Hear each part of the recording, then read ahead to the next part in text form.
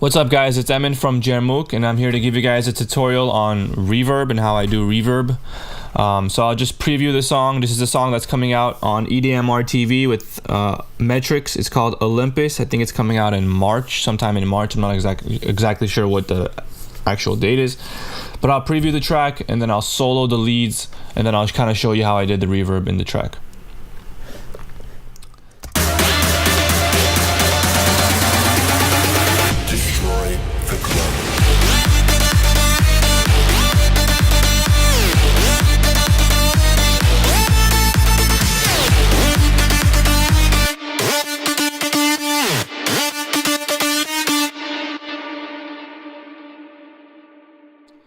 Alright, so I'm just gonna solo this first sound because they're kind of the same, everything. They each kind of have the same stuff going on, so if I show you one, it's just kind of transfers to everything. So I'll turn everything off so you can hear how it sounds completely dry. And then I'll just go one by one with the effects and what they do.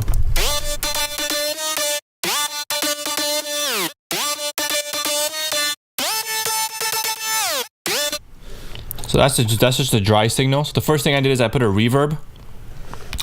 So here's the reverb. Here's what it looks like. It's Valhalla vintage verb. I didn't change anything on this. This is exactly how it, when you drag it in, this is what it looks like. Normally I put the color on now, but for this I just left it on 1970s and I EQ'd it a little bit more. If you put it on now, then the EQ matters more, but for this it didn't really matter. And I'll kind of show you both. The decay, I have it pretty long decay because it's like big room. It's usually how it is, long decays. Mix should be at 100% if you're gonna bust it, which is what I did, which I highly recommend you bust them. So this is just a dry signal. This has nothing, no reverb, no effect. This is just a regular sound, which is my same sound from Go Back. People are gonna probably ask where we got these leads from. It's from the sound bank that we released, JERMUK Volume 1. So I have all these sounds, this one and the second one right here. Both from the sound bank. But so here I have the reverb, 100% mix, whatever, this is all the same. And then I'll turn off the sidechain. So here's the EQ. For this one, since I left it on color on 1970s and the EQ at 8000 hertz, it doesn't do much. I'll kind of show you what it looks like. But if you mess with the settings, then the EQ matters. So here's just the EQ's on, but you just look at to see what the spectrum looks like.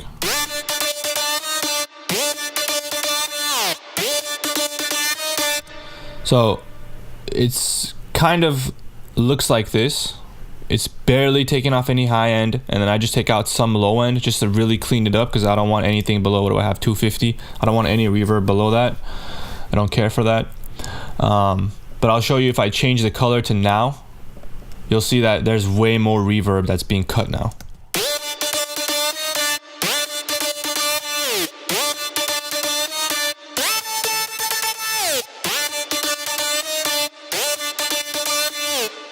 So it has like less low end, but it has more high end basically.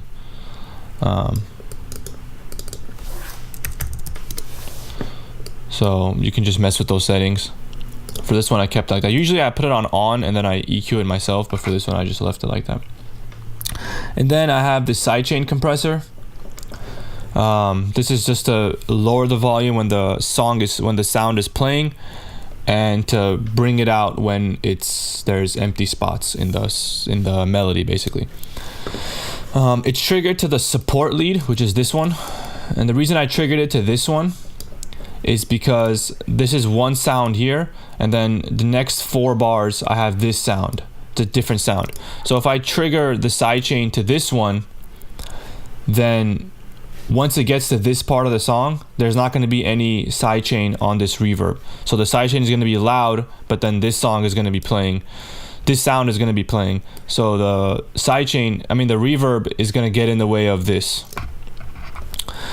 And I don't want that. I want anytime there's a sound, I want the reverb to kind of go out of the way. If there's no lead sound, I want the reverb to pop up. So conveniently for this song, this sound right here is playing for both sounds. So I just triggered it to this one. So it's on lead support, and it's also on pre-effects, which is important because that means it's before all the effects I put. And if you look on this chain, on the lead support, I also have a reverb on here. So if you sidechain it, so if you sidechain this reverb and is listening to this song with this reverb, it's not gonna be as clean. It's gonna hear the reverb, and then it's gonna also duck at that part. It's gonna sound weird. You want the sidechain trigger to not have any reverb and to not have any like long release in the sound that's different from the main sound. So these all have short releases.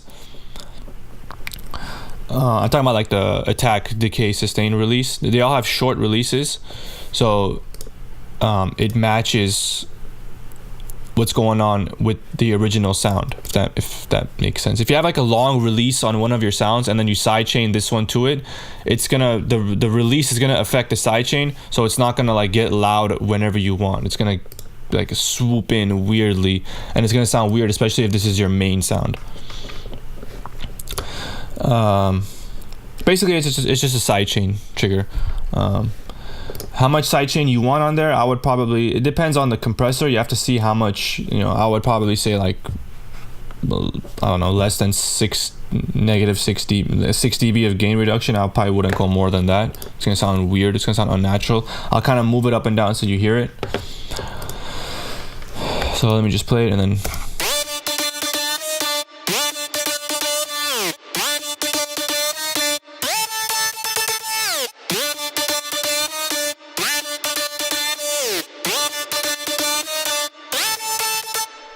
So as you can hear, the louder I make this, the input for the sidechain, the lower the volume of the reverb gets, and then it sounds weird because once the lead stops, the reverb just kind of just pops up, so it doesn't sound natural. If you lower it too much, then it doesn't really do anything, and the reverb is just all over the place. It's masking the original sound. So you got to kind of find that sweet spot. I would say around like 4 to 6 dB of gain reduction is probably good, but you got to kind of mess with it. And also, this is gonna change if you put effects after. So I put effects after.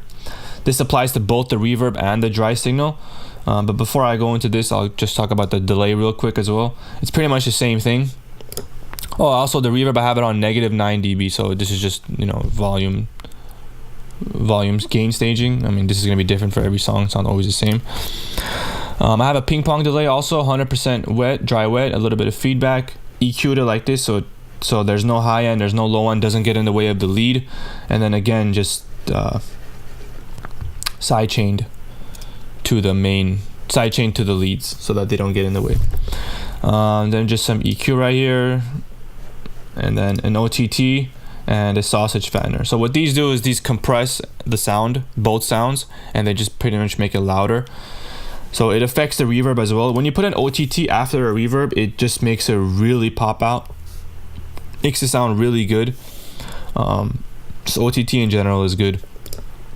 And then so I'll turn it off and you'll hear how the reverb sounds on its own, and then I'll turn it on and you'll hear how big of a difference it makes.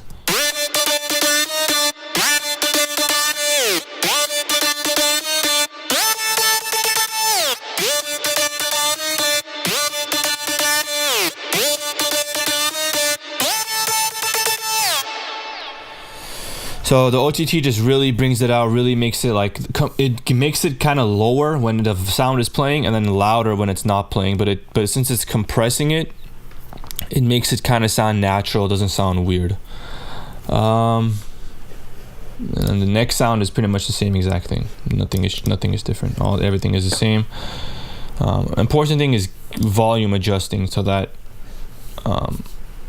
you get the volumes right, you get everything to sound cohesive, make it sound the same. Doesn't sound like it's, one sound isn't louder than the other one, or one reverb isn't popping out more, or one sound doesn't have more delay on it. It's important to figure that out, because as you can see for this one, I have it on negative 25.5 dB, the threshold, right? This is for the ping pong delay, and then for this one, ping pong delay, I have it at negative 20.1. So it's different. So you got to kind of find it, depending on the sound, it's gonna change. because you know, you're probably going to use different amounts of OTT, you're probably going to EQ it differently, you're probably going to use different sausage fanner. All those things matter, so you can't just copy paste and then expect it to sound the same or sound, you know, good. You have to do each sound differently. That's pretty much it for this tutorial. Just a quick tip on reverb and how, you know, I think the most important thing for reverb is putting it in a bus, EQing it and sidechaining it, and then putting your effects for the lead after it to make it sound huge. Because if you put these effects before, it doesn't have the same effect. The lead will sound very loud and powerful, but then the reverb will just kind of be not as clean, I think, especially for like big room. You know, different genres obviously have different stuff, but for big room, I think big room, trap, those like festival genres, you want the reverb to just be, you know, piercing the ear. If you guys have any questions, please leave them in the comments. If any ideas for other videos, leave them in the comments, and I'll see you guys next time. Thanks. Bye.